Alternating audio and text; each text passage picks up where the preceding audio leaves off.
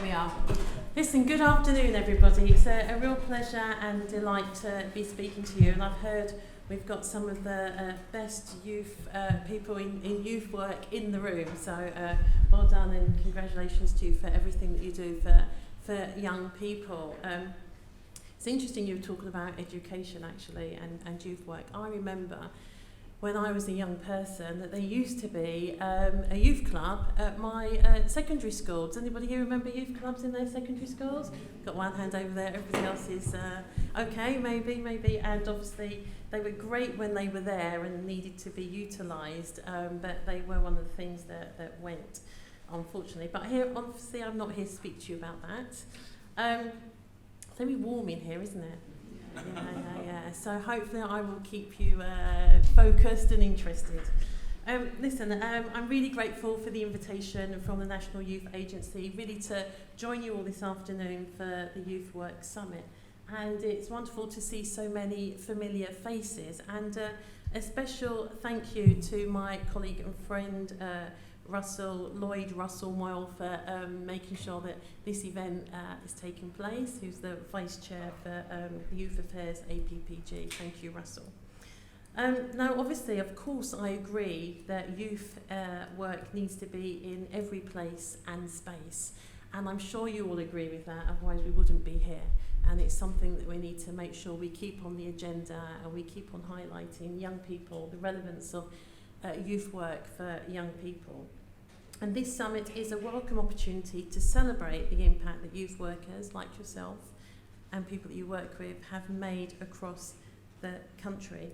Now, day in and day out, youth workers work hard to support children and young people, to empower them and to give them the tools that they need to reach their full potential. And do you agree that they need support? And they do need to be empowered, and more than anything they need to be listened to and valued. Now, for me, youth work is a heartfelt profession. You need to be tough and you also need to be compassionate, and it can be rewarding, but you don't always see the rewards straight away. And that's why sometimes you need to have hope for these young people, and you need to help inspire them to have a sense of vision for themselves and what they can achieve.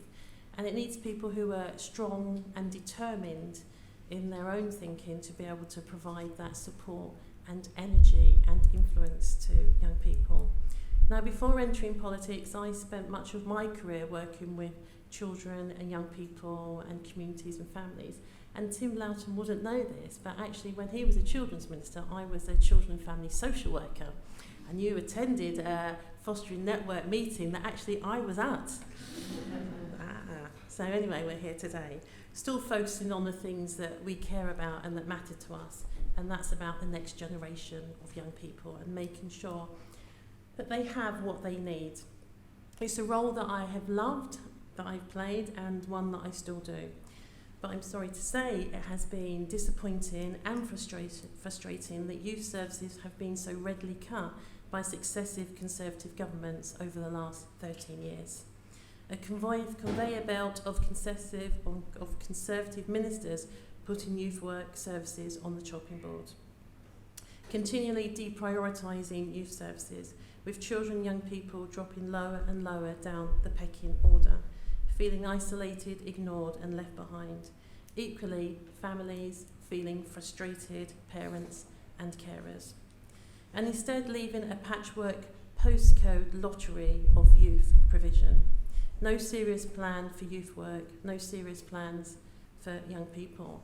In my own local authority in Lewisham, I've seen youth services cut back, as has been in many local authorities across our country. And I know that some local authorities have really tried their best to maintain youth provision, but it's been a fight and a hard slog to be able to do that. Now, since 2010, the Tories have presided over a 73% real terms cut to youth service spending.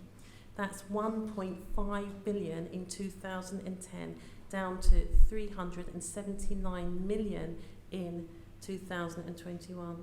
That's taking out over 1 billion out of youth services provisions And I know you know that because you've probably felt it in your own services and seen people being their jobs coming to an end and so on.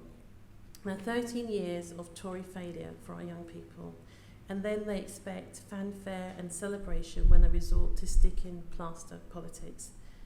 The Tories have a good way of sounding plausible, but they really do lack responsibility, taking responsibility for our young people.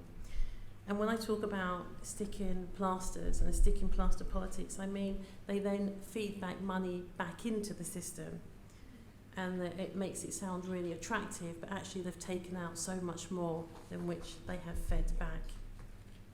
And sometimes I'm sure you've felt that you've been asked to do so much with so little, and you need so much more, and I get that completely. But let's take this into the real world, beyond Westminster, where the impact of Tory failure is really being felt. When our communities are stripped of youth centres, our young people are left with fewer places to go. When we lose thousands of youth workers, we reach fewer young people in fewer environments. When prevention and diversion work is not sufficiently prioritised, crime and antisocial behaviour is left to rise. And when children in youth secure estates are denied the support services they need, they lose the opportunity for rehabilitation. Youth work must play a role in youth justice, and youth justice must be a priority.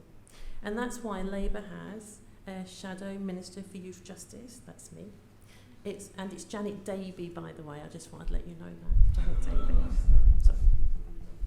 That's why Labour has a Shadow Minister for Youth Justice. It's a role which I'm humbled and proud to hold, and a responsibility that I'm determined to deliver on, with a proper plan for young people.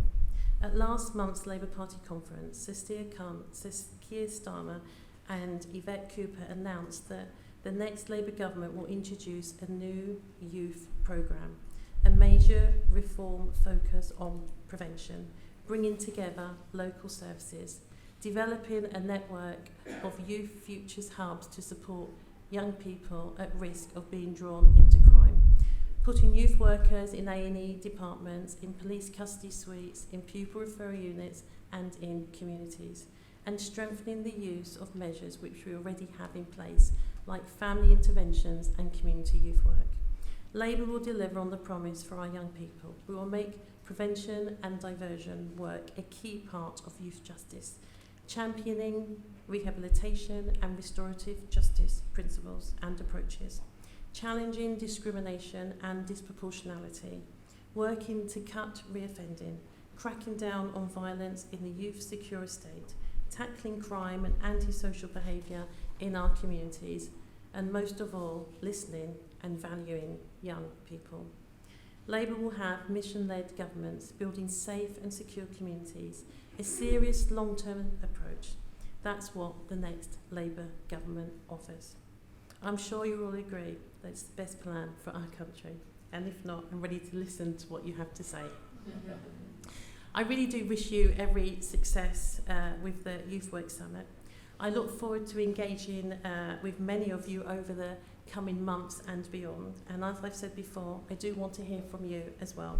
And I thank you all for allowing me to join you today. Thank you.